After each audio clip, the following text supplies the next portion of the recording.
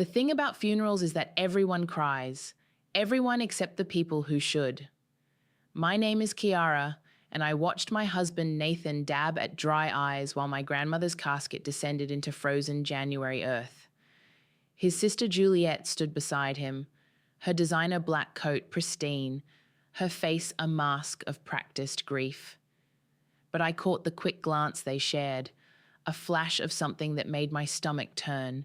"She lived a full life," Nathan whispered, squeezing my shoulder. His hand felt heavy. "Wrong. Rosalie would want us to be strong." I said nothing. The wind whipped across the cemetery, carrying the priest's final words away. Rosalie had raised me since I was 8, after the car accident that took my parents. She was more than a grandmother. She was my foundation, my North Star, my home. "Darling," Juliet's voice cut through my thoughts, "you should come stay with us for a while. The estate is too big for you to rattling around alone in your condition." My condition. The words hit like ice water. "I'm fine here." "Nathan and I discussed it," she pressed, her perfectly manicured hand gripping my arm. "We're worried about you. The episodes." "What episodes?" I pulled away, looking between them. Nathan stepped closer, his voice low and concerned. "Sweetheart, you know you haven't been sleeping. The nightmares, the wandering." "I don't wander," I said sharply, but doubt crept in. The past week was a blur of grief and medication. My best friend Piper appeared at my side, her presence steady and warm. "Hey, let's get you some tea, the reception's starting." Back at the estate, my estate now, guests filled the rooms with murmured conversations and the clink of coffee cups. I escaped to Rosalie's study, needing to breathe in the familiar scent of leather books and her perfume. The door was ajar. Nathan stood at her desk, rifling through papers. "What are you doing?" He startled, shuffling documents back into a folder. "Just helping organize things, getting her affairs in order. You shouldn't have to deal with all this right now. Those are private legal documents. We're married, Ciara. Your grandmother's estate affects both of us." His smile didn't reach his eyes. "Let me handle the details. You focus on healing." Something in his tone made my skin crawl. I forced a nod and backed out, bumping into Juliet in the hallway. A paper fluttered from her bag. I caught a glimpse of letterhead from Riverside Psychiatric before she snatched it away. "Just some work documents," she said smoothly. "Nothing for you to worry about." I retreated to the kitchen where Piper was arranging food. "Does something feel off to you?" I whispered. She hesitated. "Grief can make everything feel strange. Maybe you should rest?" "I'm not crazy," I said, the words coming out harder than intended. "Of course not, but Nathan and Juliet care about you. They're just trying to help." I watched through the window as more guests arrived, their black clothes like ink stains against the snow. My grandmother's voice echoed in my head, one of her favorite warnings from her days as an attorney. Pay attention to what people do when they think no one's watching. That night, after everyone left, I found Nathan in Rosalie's study again. He closed his laptop quickly when I entered. "Coming to bed?" he asked. "Soon." I waited until his footsteps faded upstairs, then tried to access the computer. Password protected. But a sticky note on the desk caught my eye. A phone number with the initials C.R. Carter Ross, my grandmother's oldest friend and fellow attorney. I remembered him at the funeral, watching Nathan and Juliet with narrowed eyes. My phone buzzed, a text from Juliet. "Taking you to breakfast tomorrow. We need to discuss your care plan." Care plan? A chill ran through me as I recalled the psychiatric letterhead. I opened my grandmother's desk drawer, searching for anything she might have left me. The bottom drawer was locked. Footsteps creaked overhead. I quickly shut everything and headed upstairs, my mind racing. Nathan was already in bed, scrolling through his phone. "Everything okay?" he asked without looking up. "Fine," I lied, sliding under the covers. "Just saying goodnight to the house." He reached over to stroke my hair, the gesture somehow possessive. We'll take care of everything, sweetheart. You don't need to worry about a thing. I lay awake long after his breathing steadied into sleep, staring at the ceiling. My grandmother's voice whispered in my memory, "Trust your instincts, little bird. When something feels wrong, it usually is." Tomorrow, I decided, I would call Carter Ross. But first, I needed to find out what was in that locked drawer. "You took your medication, right?" Nathan's voice drifted from the bathroom as I stared at my reflection. Dark circles under my eyes, hair a mess.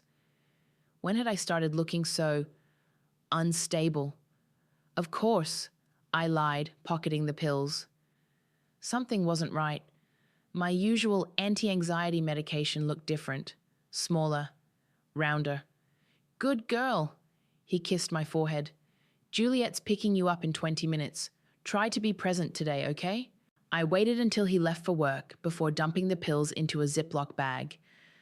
The morning sun cast long shadows across Rosalie's, my, bedroom floor. My phone buzzed with a text from Piper. "Haven't heard from you in days. Everything okay?" Had it been days? I checked my calendar, but the dates blurred together. Notes in unfamiliar handwriting marked events I couldn't remember attending. Juliet arrived in her Mercedes, all perfect smile and concerned eyes. "Ready for breakfast, darling?" The cafe was quiet, tucked away from the main street. Juliet ordered for both of us without asking what I wanted. "We need to discuss the estate," she said, stirring her coffee. "Nathan and I think it's best if I move in temporarily to help manage things." "Manage what things?" "Oh, sweetie."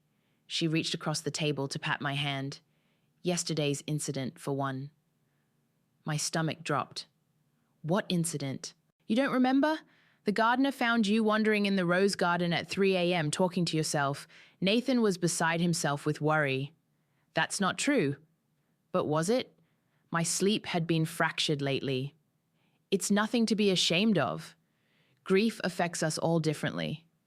That's why I've arranged for you to see Dr. Santos next week." "A psychiatrist?" My voice cracked. "I don't need—" "Kiara," her tone sharpened.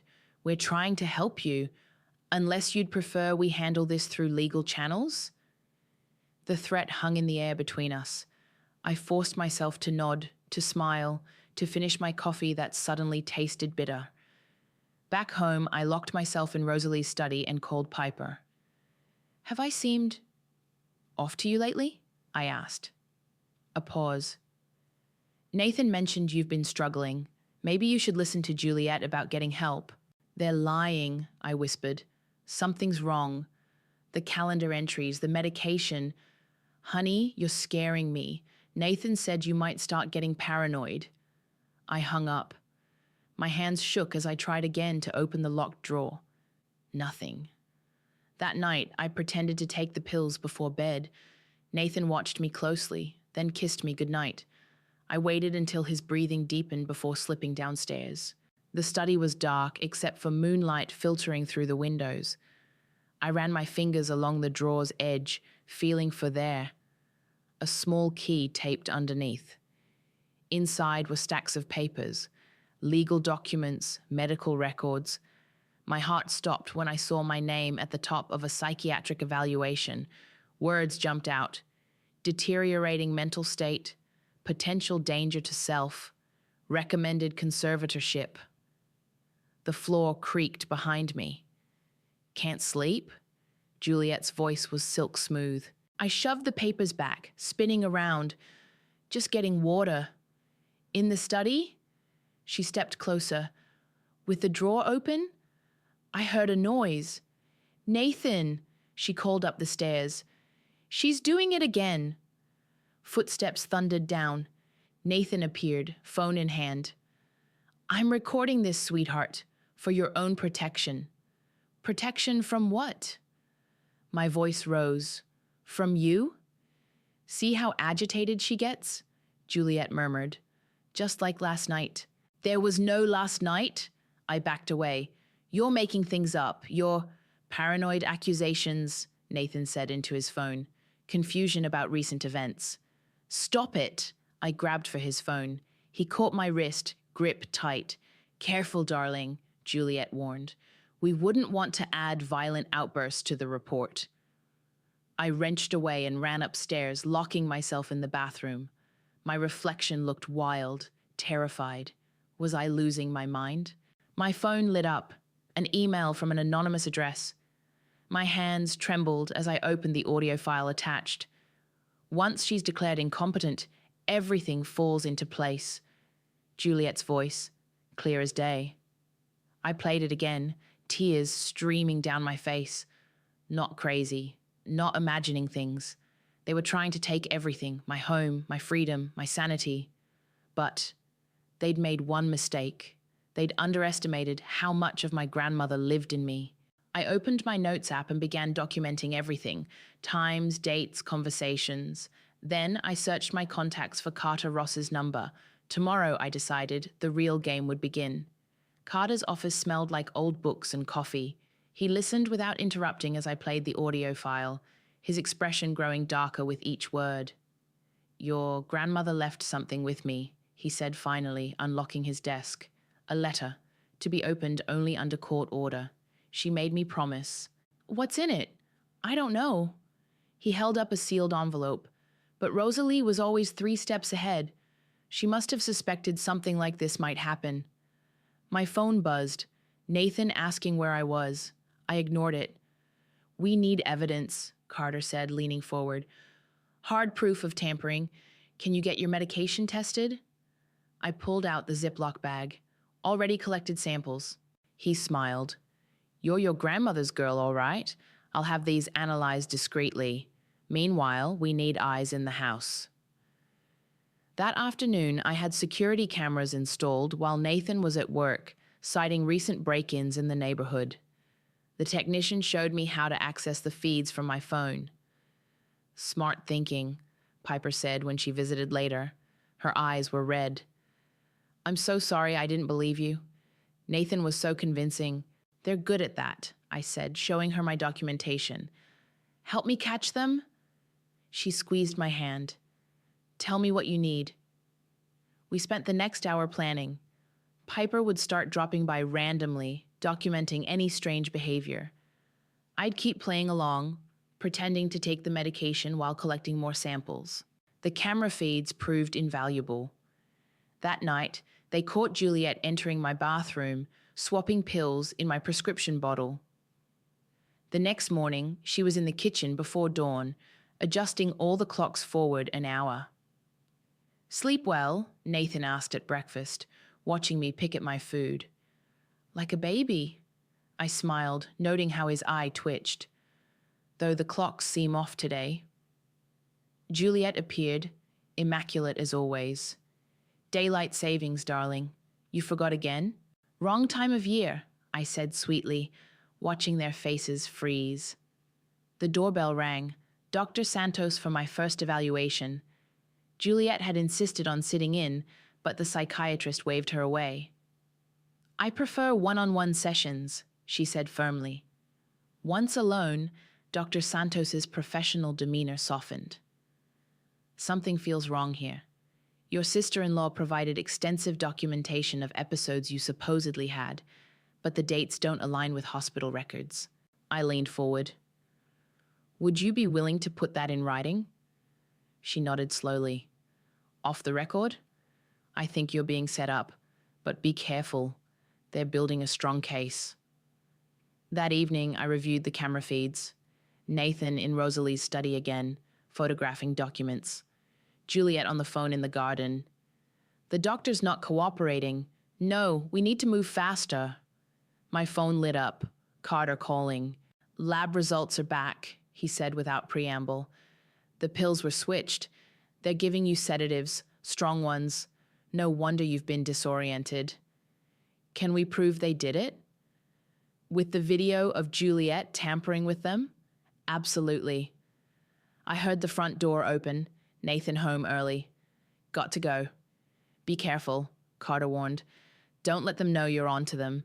I deleted my call history just as Nathan entered the bedroom. Who are you talking to? Piper, I lied. Just girl talk.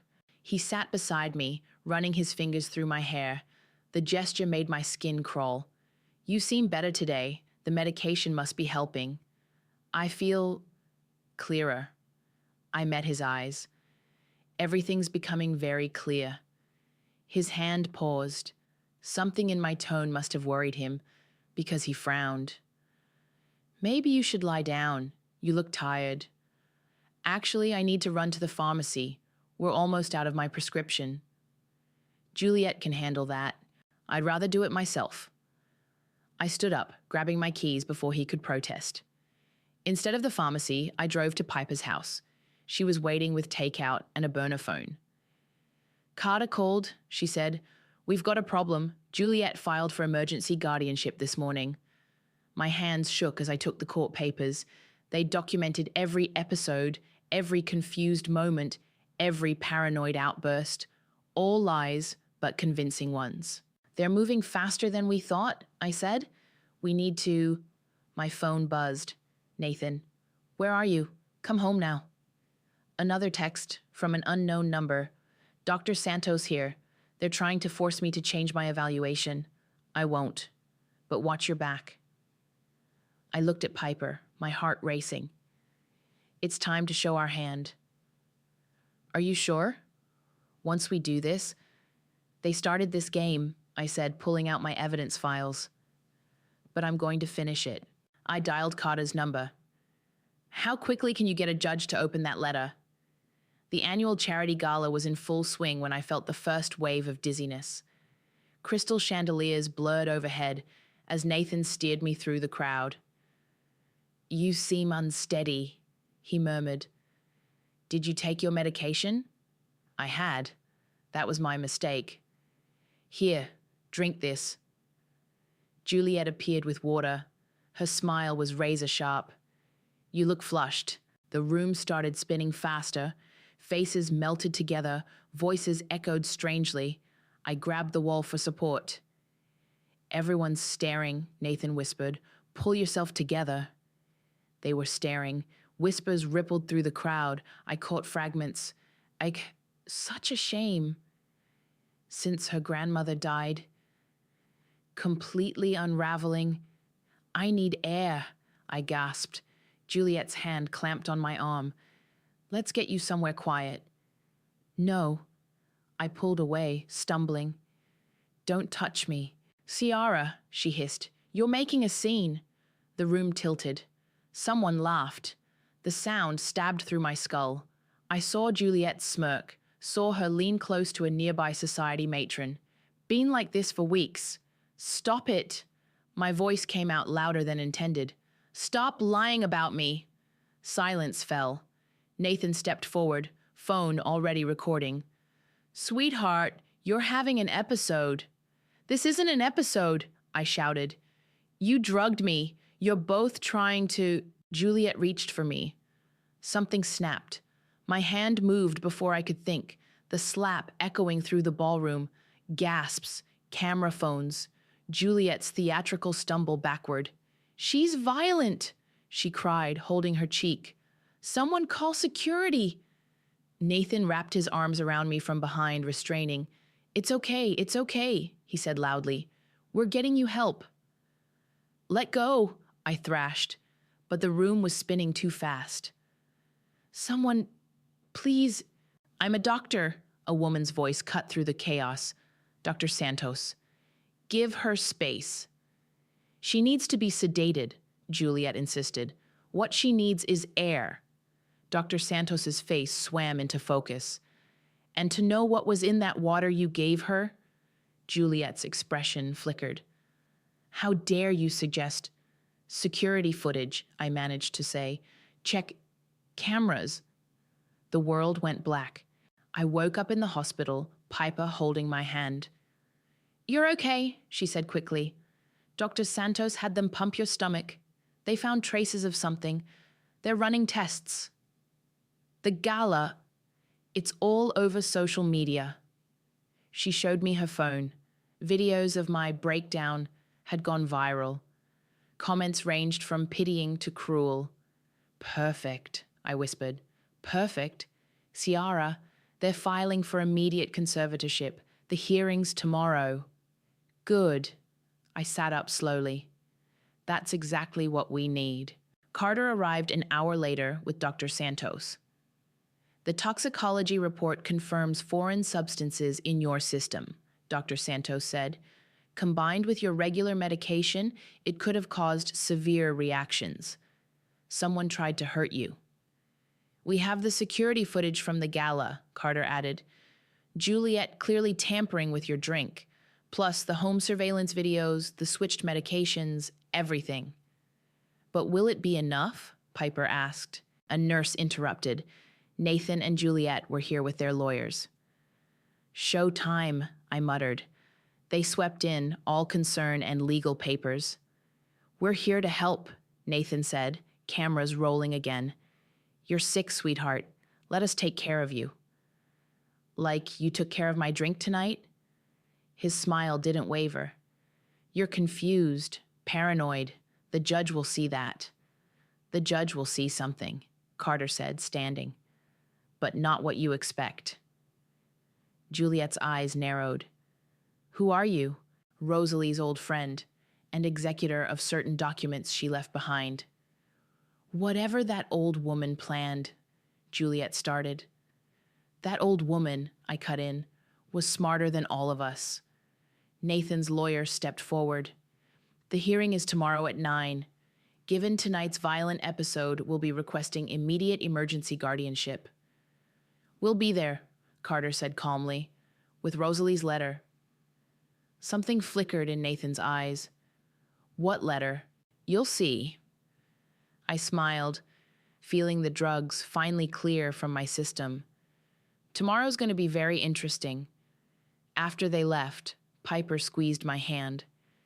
Are you sure about this? Once that letter's opened? They wanted to play games, I said, watching the sunset through the hospital window. But my grandmother taught me how to win. Dr. Santos checked my vitals one last time. The court needs to see this, all of it. What they did to you. What they did, I said, was make their last mistake. Tomorrow, the real show would begin, and Rosalie's final move would change everything. The hospital released me at dawn. Instead of going home, I had Piper drive me straight to the estate. Time was running out. They'll be watching the house, Piper warned, killing the headlights as we approached. That's why we're using the service entrance. I led her through the garden, using the key Rosalie had hidden years ago under a loose brick. The house was silent, dark, perfect. We headed straight to Rosalie's study. What exactly are we looking for? Piper whispered, flashlight beam dancing across bookshelves. Anything, everything. I ran my fingers along the spines of law books. Rosalie never did anything without a backup plan. A floorboard creaked overhead. We froze. Juliet's here, Piper mouthed, pointing to the ceiling. I nodded, moving faster. The desk drawers yielded nothing new. The filing cabinet was empty except for old tax returns. But something about the bookshelf caught my eye. A slight gap behind Constitutional Law, Volume 3. Reaching behind it, my fingers touched paper, a small notebook bound in leather. Bingo, I breathed. Footsteps on the stairs. We ducked behind the desk just as Juliet entered, phone to her ear. Everything's ready for the hearing, she was saying. No, she won't be able to fight it. After last night's performance, please. The judge will see exactly what we want them to see. I held my breath as she crossed to the desk, rifling through papers directly above us. The old woman's letter? She laughed. It doesn't matter what's in it. Once we have guardianship, we can challenge anything she tried to set up. Trust me, by tonight, everything in this house will be ours. She left, heels clicking down the hallway. We waited until the front door closed before moving. That was close, Piper whispered. I opened the notebook with shaking hands. Rosalie's familiar handwriting filled the pages, dates, observations, recordings. She'd been documenting Nathan and Juliet's behavior for years. Look at this. I pointed to an entry. She knew they were after the estate even before she died. But why didn't she say anything? Because she was setting a trap. I turned to the last page. There, in her bold script, if they turn on you, the real will is in Carter's hands. The rest will burn them. My phone buzzed, Carter calling. Where are you? He demanded. The hearing's in 2 hours. Finding ammunition? I said, snapping photos of the notebook pages. How fast can you get these to the judge? Fast enough. But Kiara, they've got Dr. Santos. My blood ran cold. What do you mean? She was supposed to testify about the drugging at the gala, but she's gone, won't answer calls. Her office says she's taking emergency leave. They got to her, Piper said. Doesn't matter, I replied, tucking the notebook into my bag. We've got something better. We left through the garden just as Nathan's car pulled up. He caught a glimpse of us speeding away, but it was too late. At the courthouse, reporters clustered around the entrance. News of the charity gala incident had spread. Ready? Piper asked as we approached the media gauntlet. I straightened my jacket. They wanted a show. Let's give them one. Inside, Nathan and Juliet sat with their lawyers, the picture of concerned family. Juliet's cheek still bore dramatic makeup covering the bruise from my slap. All rise, the bailiff called. The judge entered, a stern-faced woman who'd known Rosalie. Her eyes lingered on me for a moment. Nathan's lawyer opened with video from the gala, carefully edited to show only my outburst. Statements from concerned friends about my declining mental state.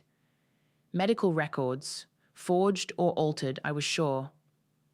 We asked the court to grant immediate emergency guardianship, he finished, before Ms. Blake can harm herself or others. Your Honor, Carter stood, before you rule, we have evidence of systematic psychological manipulation and attempted poisoning, Juliet's lawyer objected. Paranoid accusations without proof. We have proof, I said, standing, and we have Rosalie's letter. The judge leaned forward. What letter? A sealed document, Carter explained, left by Rosalie to be opened only under these exact circumstances. Nathan's face went pale. Juliet gripped her armrest. Your Honor, she started, whatever that letter contains will be read. The judge cut her off. Now, Carter approached with the envelope. The judge broke the seal, unfolded the papers, and my grandmother's final move began to play out. The courtroom held its breath as the judge read silently, her expression darkening with each page. Nathan's leg bounced nervously under the table. Juliet's perfect posture began to crack. Your Honor, Nathan's lawyer tried, whatever allegations that letter contains, silence. The judge looked up, her eyes steel. Mr. Ross, please confirm the authenticity of the attached recordings. Carter connected a USB drive to the courtroom's audio system. Rosalie's voice filled the room, clear and strong. October 15th, meeting with Nathan and Juliet. Recording device hidden in my desk clock. Nathan's voice. The estate must be worth millions. Juliet. We just need to be patient. Once the old woman's gone. February 3rd, Rosalie's voice continued. Nathan discussing plans with unknown party. Nathan again. Once we have guardianship, we can liquidate everything. Ciara won't have any say. The color drained from Nathan's face. His lawyer scrambled through papers. There's more, the judge said. Security footage from the estate, dating back 3 years. Phone recordings, bank transfers. Juliet stood abruptly. This is inadmissible. You can't... Sit down, the judge ordered. I'm not finished. The next recording made my heart stop. It was from the night before Rosalie died. Juliet. Everything's arranged. Once she's gone, we start working on Ciara. Small doses at first. Make her doubt herself. Nathan. The medications? Already switched. She'll never know what hit her. Gasps echoed through the courtroom. Piper gripped my hand as tears rolled down her face. Your Honor, Nathan's lawyer shouted. We object to these unverified. The doors burst open. Dr. Santos strode in, followed by 2 police officers. They're verified, she announced, and I'm adding my testimony about the attempted poisoning at the gala. They threatened my license, my family, but I won't stay silent. Juliet's lawyer jumped up. This is highly irregular. What's irregular, the judge cut in, is the systematic conspiracy documented in this letter. Mrs. Norris was a respected colleague. She knew exactly what you were planning. She lifted another page, and she prepared for it.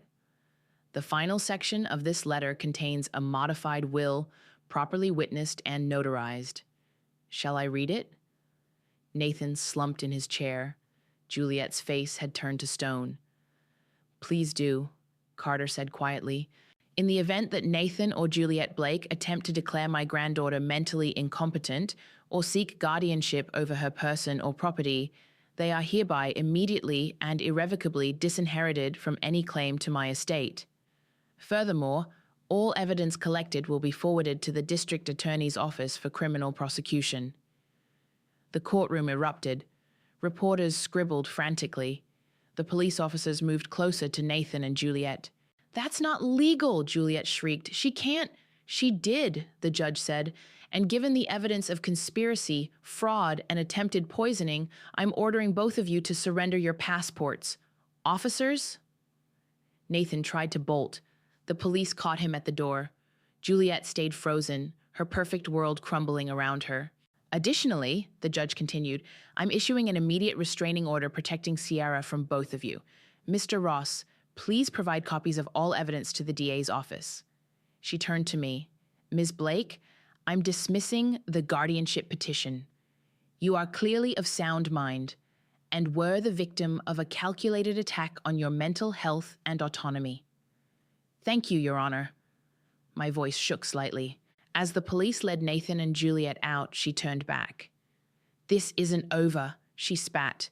You have no idea what...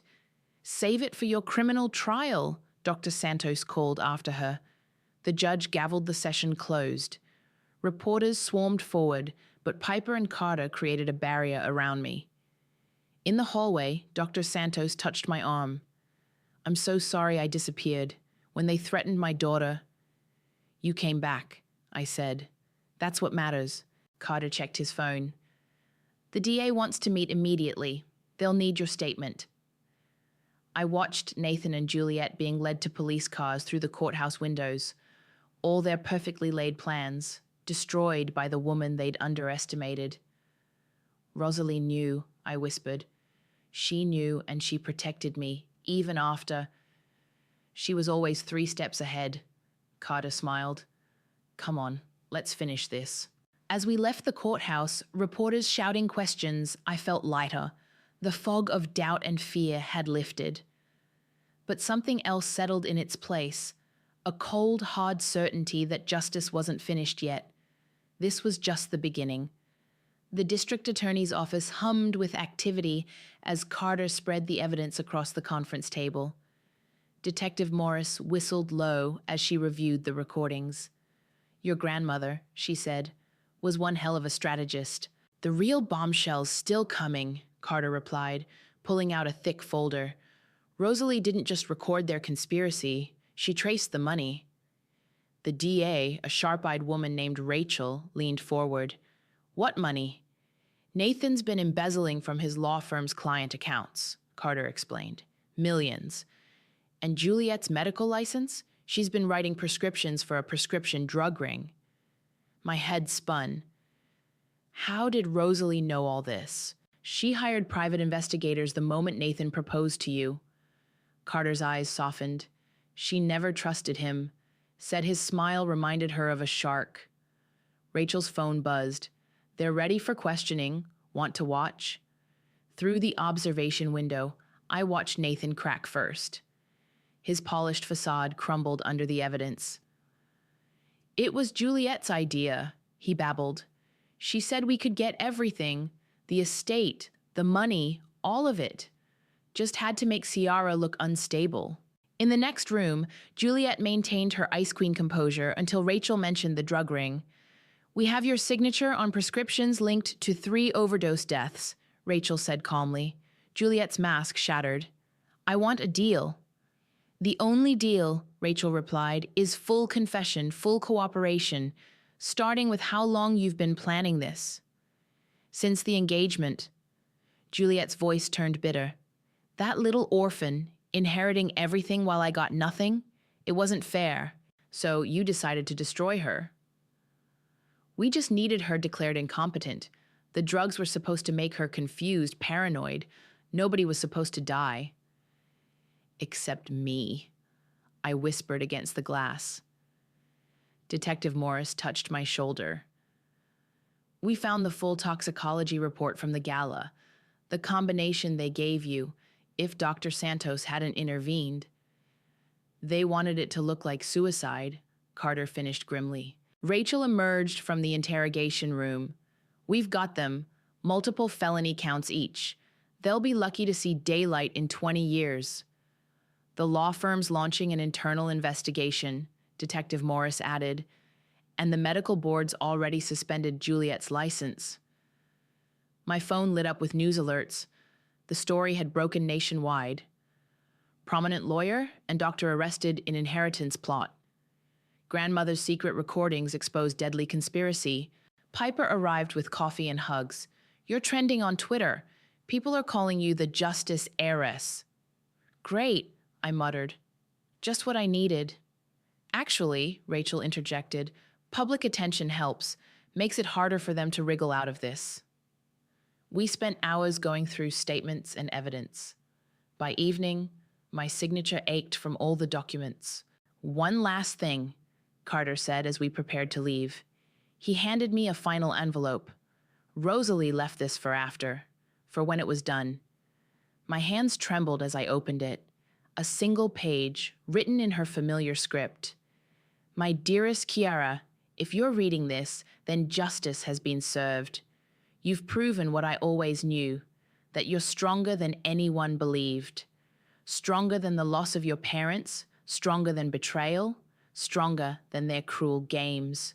I'm sorry I couldn't warn you directly. They were watching too closely, but I could prepare, could leave you the weapons you'd need to fight back. The estate is yours, free and clear. But more importantly, your life is yours. Don't let what they did poison your heart. Don't let their darkness dim your light. Remember what I taught you. Justice isn't about revenge. It's about restoration, about making things right. I love you, little bird. Fly free. Rosalie." Tears blurred my vision. Piper hugged me tight as Carter quietly gathered our things. Outside, reporters still camped on the courthouse steps. But this time, I was ready. "Ms. Blake, how does it feel to know your husband betrayed you?" I faced the cameras, channeling Rosalie's strength. "This isn't about betrayal, it's about justice. About standing up to those who think they can prey on others. What's your message to Nathan and Juliet?" I smiled, thinking of Rosalie's letter. Justice always finds its way, and sometimes it has help.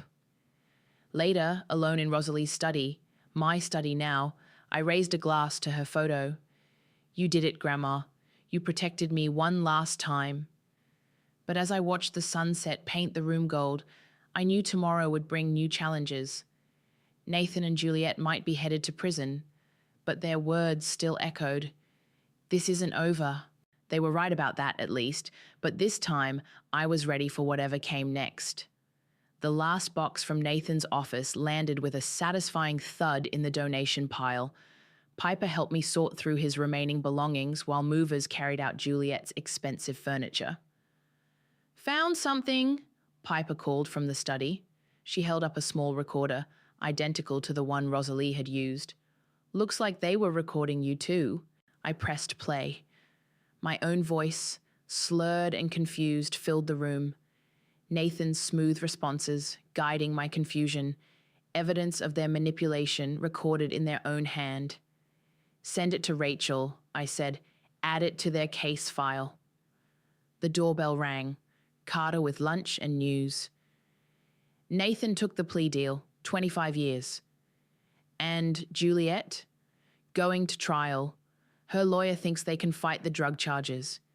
He spread papers across the desk. But the DA has a surprise witness. Dr. Santos walked in, looking determined. The medical board wants my full testimony. I'm done being afraid. I hugged her tight. Thank you. No, she pulled back, eyes fierce. Thank you. Your case exposed 3 other instances of medical manipulation for inheritance fraud. You've helped more people than you know. The afternoon sun streamed through freshly washed windows as we worked, cleansing the house of their presence. Every discovered bug, every hidden camera, every secret recording device went straight to Detective Morris. The house feels different, Piper observed, helping me restore Rosalie's books to their rightful places. It feels true again, I said. My phone buzzed. A text from Nathan's law firm. They'd found more victims of his schemes, wanted my help reaching out to them.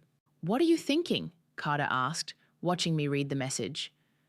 I'm thinking Rosalie's study would make a perfect advocacy center for victims of financial and psychological abuse. Dr. Santos straightened. I could provide medical testimony, help identify manipulation patterns.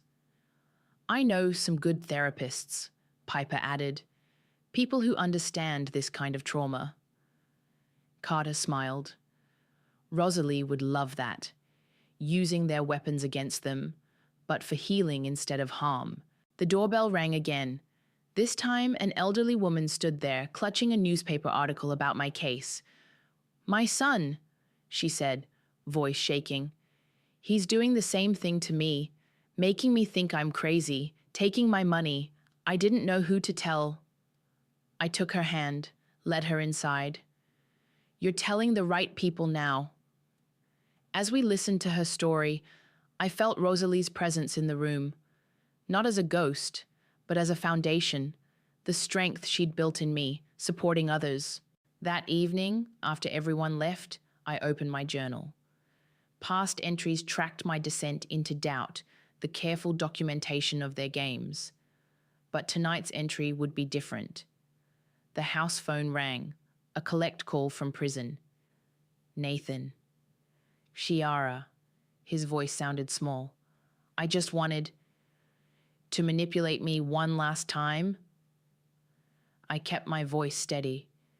Save it for your cellmate. You don't understand.